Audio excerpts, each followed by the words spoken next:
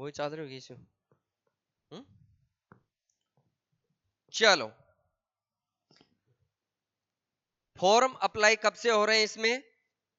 24 मार्च 2025 से हो चुके हैं आपके फॉर्म, और 24 अप्रैल 2025 तक आपके फॉर्म अप्लाई होंगे। एग्जाम कब होगी आपकी? सीबीटी एग्जाम होगी मई 2025 में। इसमें डेट मेंशन नहीं की गई, केवल आपको मंथ बताया गया है। मंथ कौन सा है? मई 2025। तो मई में आपकी एग्जाम हो जाएगी, जो एडमिट कार्ड में आपकी डेट आ जाएगी। चलो, पॉइंट नंबर सेकंड पे चलते हैं अपन।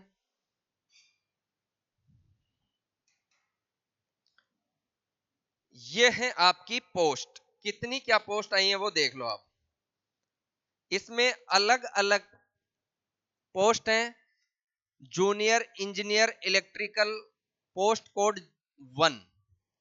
ये आपका इसमें पे स्केल है। पे स्केल पर तो आप ध्यान मत दो, पोस्ट पे ध्यान दो और एक बार इसमें लगो। पे स्केल सब में बढ़िया है, शानदार पे स्केल है 22,800 से 75,850 तक।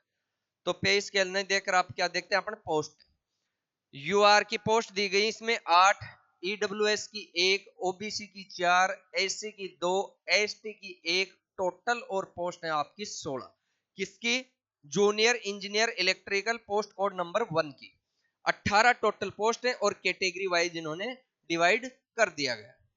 अब जूनियर इंजीनियर इलेक्ट्रॉनिक्स की बात करें, पोस्ट कोड नंबर 2 की, तो इसमें 8 यूआर की है, 1 EWS, 4 OBC, 2 SC, 1 ST, total इसमें भी कितनी है? 16 पोस्ट है। इलेक्ट्रिकल और इलेक्ट्रॉनिक्स दोनों मिलाकर के 32 सीटें हो गई आपकी, दोनों पोस्ट की, पोस्ट कोड 1 और 2। जूनियर इंजीनियर, जेई इलेक्ट्रिकल और जेई आपकी इलेक्ट्रॉनिक्स की। अब तीसरी पोस्ट की अपन बात करते हैं।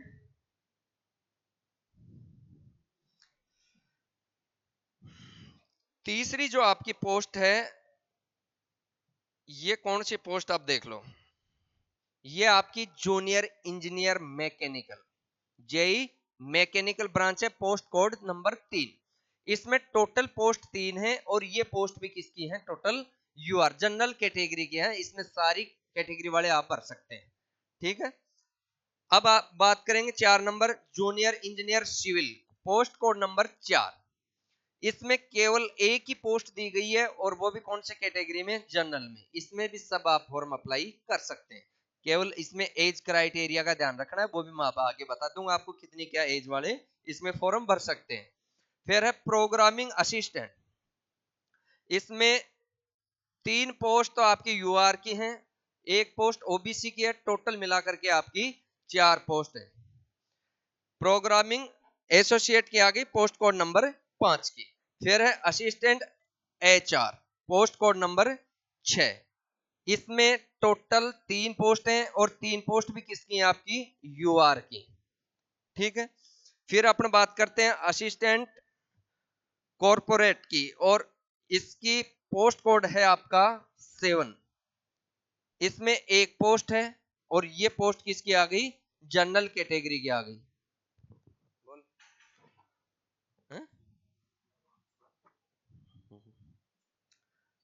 ठीक है।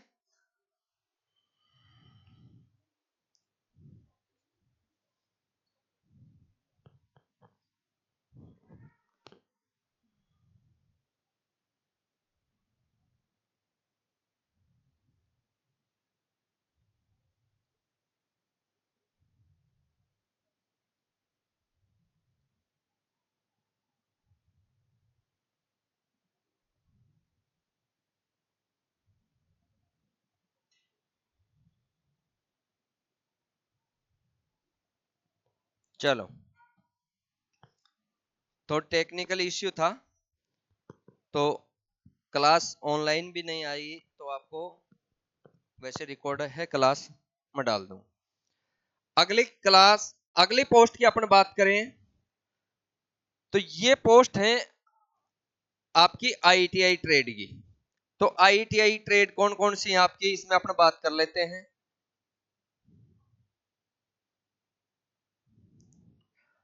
ये आपकी आईटीआई की पोस्ट है। आईटीआई में किस नाम से पोस्ट दी गई आईटीआई की? Junior maintainer. Junior maintainer electrical की जो पोस्ट है, पोस्ट कोड नंबर 8 में, इसमें टोटल पोस्ट आपकी हैं 18। कितनी पोस्ट है? इलेक्ट्रिकल, इलेक्ट्रीशियन वालों के लिए ये 18 पोस्ट है। 18 में से 10 तो आपकी आ गई जनरल कैटेगरी की, और एक पोस्ट है आपकी, कौन सी कैटेगरी है ये ऊपर? ईडब्ल्यूएस। फिर है ओबीसी, 10 पोस्ट तो आ गई आपकी जनरल की, एक है ईडब्ल्यूएस, 4 है ओबीसी, एससी और एसटी। टोटल मिलाकर के इलेक्ट्रीशियन वालों की पोस्ट हैं 18 पोस्ट। अब बात करते हैं अपन जूनियर मेंटेनर मैकेनिकल ब्रांच वालों की, पोस्ट कोड नंबर 9। इसमें टोटल पोस्ट हैं आपकी 10। जनरल कैटेगरी की 6 पोस्ट हैं, ईडब्ल्यूएस की 1 है, ओबीसी की 2 है, एससी की 1 है और एसटी की इसमें नहीं दी गई। टोटल मिलाकर के पोस्ट हैं आपकी 10। ऐसे सभी जो ट्रेड हैं जिसमें डिप्लोमा और आपकी आईटीआई की, जूनियर इंजीनियर और जूनियर मेंटेनर, जूनियर मेंटेनर और आपके जूनियर इंजीनियर की टोटल मिलाकर के पोस्ट की बात करें तो आपकी हैं 72 पोस्ट। कितनी आ गई? 72 पोस्ट है। अब पॉइंट नंबर अपन करते हैं 3 की बात। ये तो आ गई आपका पोस्ट। पोस्ट के बाद में अपन बात करेंगे इनकी योग्यता की। क्या करेंगे? योग्यता की बात। इसमें क्वालिफिकेशन क्या रखी है इन्होंने, ये बात कर लेते हैं। एज क्राइटेरिया भी कर लेंगे बात। अब देखो, इसमें एज क्राइटेरिया रखा गया है 25 ईयर। क्या है? मैक्सिमम एज क्राइटेरिया 25 है, ये ध्यान में रखना। अब आपको ओबीसी, जनरल, जनरल का तो आ गया ये 25 का, एससी एसटी ओबीसी कैटेगरी वालों का जो रिजर्वेशन है एज क्राइटेरिया में जो छूट है वो अपना आगे बात करेंगे। अब आपको ध्यान रखना, केवल जनरल कैटेगरी वालों की 25 है एज, मिनिमम तो आपके 18 है और मैक्सिमम कितनी आ गई? 25 ही है। ठीक है, इसके बाद में करते हैं अपन इसकी क्वालिफिकेशन। जूनियर इंजीनियर इलेक्ट्रिकल, इसमें आपके पास 3 ईयर डिप्लोमा होना चाहिए इलेक्ट्रिकल ब्रांच में। ठीक है, दूसरी बात करते हैं जूनियर इंजीनियर इलेक्ट्रॉनिक्स। इसमें आपकी इलेक्ट्रॉनिक्स ब्रांच के अंदर 3 साल का डिप्लोमा किया हुआ होना चाहिए। फिर अपन बात करते हैं जूनियर इंजीनियर मैकेनिकल की, तो इसमें भी आपका डिप्लोमा 3 ईयर का होना चाहिए। फिर जूनियर इंजीनियर सिविल में भी आपका 3 ईयर डिप्लोमा। फिर प्रोग्रामिंग एसोसिएट की बात करें तो इसमें आप 3 ईयर डिप्लोमा कंप्यूटर साइंस से किया हुआ होना चाहिए।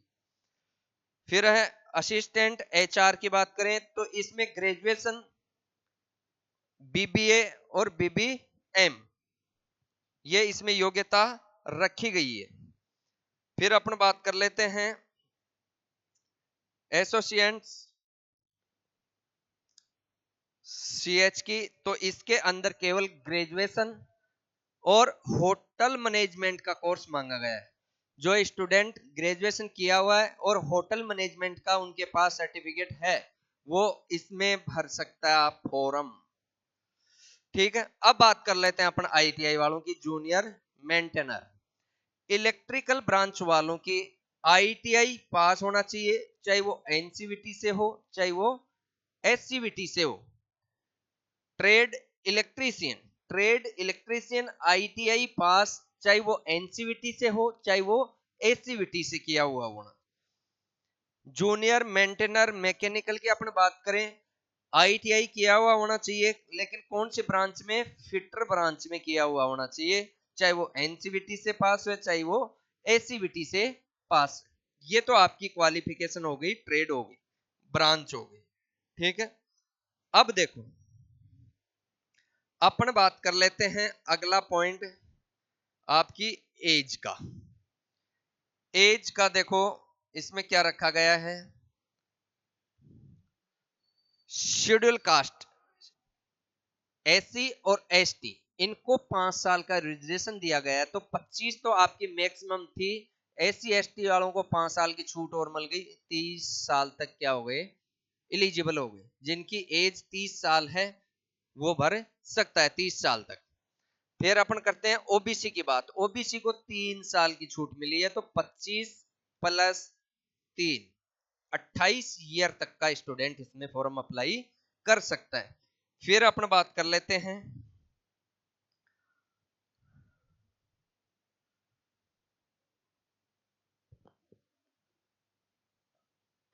यह है आपकी एक्स सर्विसमैन। एक्स सर्विसमैन को कोटा दिया गया है यहां कितनी साल का, 3 साल का। ठीक है। फिर अपन बात करते हैं हैंडीकेप। हैंडीकेप यूआर और ईडब्ल्यू एस के अंदर का जो हैंडीकेप है उसको 10 साल की छूट दी गई है, 25 प्लस 10 35 ईयर तक। फिर हैंडीकेप ओबीसी की बात करें तो 13 साल का उसको रिजर्वेशन दिया गया है, तो 25 प्लस 13 कितनी हो गई, 38।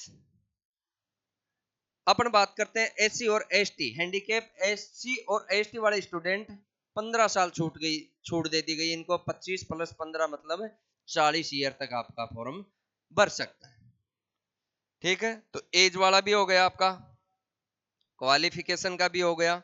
अब बात कर लेते हैं अपने सिलेक्शन प्रोसेस। सिलेक्शन प्रोसेस क्या है इसमें, आपकी सीबीटी तो एग्जाम होने वाली है। ठीक है, कौन से महीने में, मई में, मई 2025 में आपकी एग्जाम होने वाली। अब सिलेबस आपका अलग से जारी किया जाएगा, जो वेबसाइट पर वो डाल देंगे। इसमें सिलेबस नहीं दिया गया है, इसमें प्रोसेस जरूर आपको बता दी गई है। टाइमिंग दे दिया मई 2025 के अंदर, और सिलेबस आपकी वेबसाइट पर डाल दिया जाएगा, 2-3 दिन में आ जाएगा आपका सिलेबस भी। अब बात करते हैं अपन सीबीटी एग्जाम हिंदी इंग्लिश दोनों भाषाओं में होगी, और उसमें 100 क्वेश्चन पूछे जाएंगे। कितने क्वेश्चन, 100 क्वेश्चन। टाइम की बात करें तो टाइम ड्यूरेशन आपका 90 मिनट का, 100 क्वेश्चन 90 मिनट आपको मिलेंगे।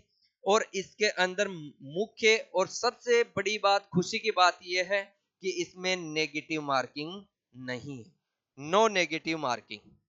गलत आंसर भी हो गया तो आपका कोई नंबर कटने वाला नहीं है। ठीक है, ये तो आपकी रह गई प्रोसेस।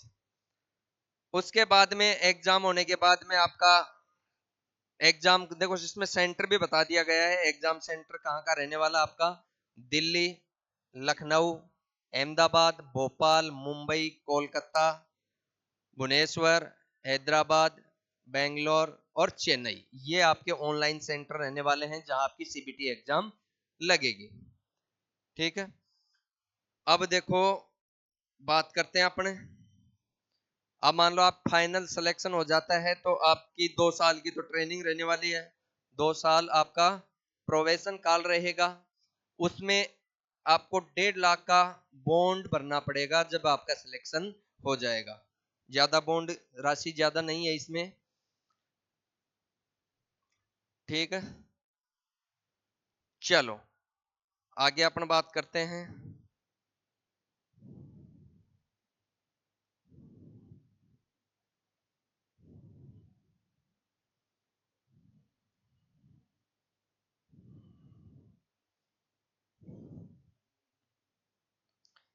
ये आपका पे ग्रेड रहने वाला है। जूनियर इंजीनियर का तो ये 22,800 से 75,850, और आपके मेंटेनर का है 18,250 से 59,200। ठीक है, आगे अब कुछ नहीं बचा है इसके अंदर। अब इसमें बचा केवल आपका सिलेबस। सिलेबस आपका जैसे ही वेबसाइट पर डाल दिया जाएगा तो आपको सिलेबस भी बता दिया जाएगा। तो जो आपकी वैकेंसी आई है, जो भी इसके अंदर एलिजिबल है वो स्टूडेंट फॉर्म जरूर भरें। थैंक यू, धन्यवाद।